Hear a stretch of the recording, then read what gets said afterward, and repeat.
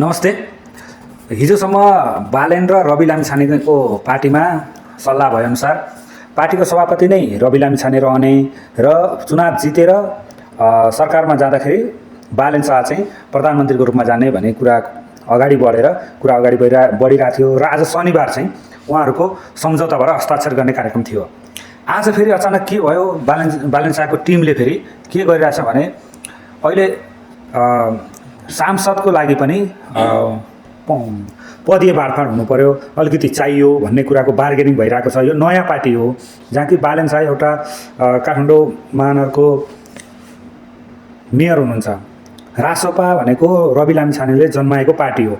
अब एउटा भर्खरै नयाँ दल उहाँले बालेन शाहले दल पनि दर्ता गर्नुभएको छैन। भर्खरै आउँदा यति ठुलो बार्गेनिङ के को लागि हो? बालेनज्यू, तपाईँ देश बनाउने हुटुटी तपाईँलाई छ भने प्लिज प्लिज प्लिज रवि लामिछानेको पार्टीमा आइदिनुहोस्, प्रधानमन्त्री बनिदिनुहोस्। हामी आम जनताले चाहेको पनि यही हो। नयाँ नयाँ मिलेर देशमा आमूल परिवर्तन गरिदिनुहोस्, पुरानाहरूलाई पन्छाइदिनुहोस्, हटाइदिनुहोस्। हामीले चाहेको यति हो। हेर्नुहोस् है, बालेनजी, यदि यो भिडियो तपाईँसम्म पुग्यो र तपाईँको टिमसम्म कसैले पुर्याइदिनु भयो भने म धेरै आभारी हुने थिएँ। तपाईँ नयाँ हुनुहुन्छ, रासपा भर्खरै 3-4 वर्ष भयो पार्टी दर्ता भएको र बिस्तारै बिस्तारै धेरै जिल्लामा अहिले साङ्गठनिक रूपमा भर्खर तङ्ग्रिएको अवस्था छ र रवि लामिछानेले तपाईँलाई नै प्रधानमन्त्री बनाउने भनेर अगाडि बढिसकेको कुरा फेरि अरू जिम्मेवार अरू पदीय बाँडफाँडमा किन अल्झिराख्नु पर्यो? तपाईँले देश बनाउने तपाईँमा हुटुटी छ, जोस छ, यङ एउटा जेनजीहरूले सपोर्ट गरेको मान्छे तपाईँ, आम नेपालीले सामाजिक सञ्जालबाट हाई गरेको मान्छे तपाईँ रासपामा आएपछि रासपा मजबुत हुन्छ, नेपालकै पहिलो पार्टी, लार्जेस्ट पार्टी हुनसक्छ भन्ने आकलनले तपाईँलाई रासपाले धेरै हाम्रो उपसभापति डिपी अर्यालले भने जस्तै यतिसम्म लच्किन सक्छु, भाँचिन चाहिँ सक्दिनँ, लच्किन चाहिँ सकिन्छ, जतिसम्म लच्किँदाखेरि भाँचिँदैनौ भन्नुभएको थियो नि, एउटा वाक्यांश खुब मन पऱ्यो मलाई।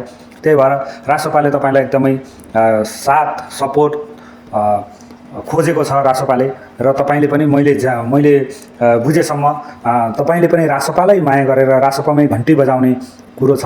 धेरै बार्गेनिङ नगरिकन, नयाँ पार्टी हो, धेरै बार्गेनिङ नगरिकन दुवै पार्टीले देश बनाउने हुटुटी छ भने प्लिज कृपया आइदिनु होला, रासपामा आउनुहोस्, घन्टी बजाउनुहोस् र प्रधानमन्त्री पनि बन्नुहोस् र पुरानालाई पन्छाइदिनुहोस्। धेरै बार्गेनिङ गर्ने होइन। आज शनिबार तपाईँको आज हस्ताक्षर गर्ने कार्यक्रम थियो, के भएर रोकियो भन्ने कुरा हामी विदेशमा बसेका आम नागरिकले पनि यो कुरोहरू बुझेका छौँ। कृपया धेरै बार्गेनिङ नगरिकन तपाईँ कुलमान घिसिङ सर उहाँहरू पनि आइदिए अझ राम्रो हुन्थ्यो भन्ने हाम्रो विदेशमा रहेका नेपालीहरूको पनि चाहना छ। प्लिज कृपया मैले एकदमै भित्री मनैदेखि अनुरोध गरेको छु, बालेनजी, तपाईँ रासपामा आएर प्रधानमन्त्री बन्नुहोस्, देशको आमूल परिवर्तन गर्नुहोस्। तपाईँ रासपामा आउने बित्तिकै तपाईँको ओजन घट्ने होइन क्यारे। त्यही भएर रासपामा आउनुहोस्, सपोर्ट गर्नुहोस्। तपाईँ आउनुहुन्छ, भेटघाट गर्नुभएको छ, मिटिङ बसिराख्नु भएको छ। कसरी हुन्छ? फागुन 21मा चुनाव गराएरै छोड्ने हो, तपाईँलाई प्रधानमन्त्री बनाएरै छोड्ने यो मिसनसहित हिँडेको छ रासपा। त्यही भएर रासपालाई हामी सबैको तर्फबाट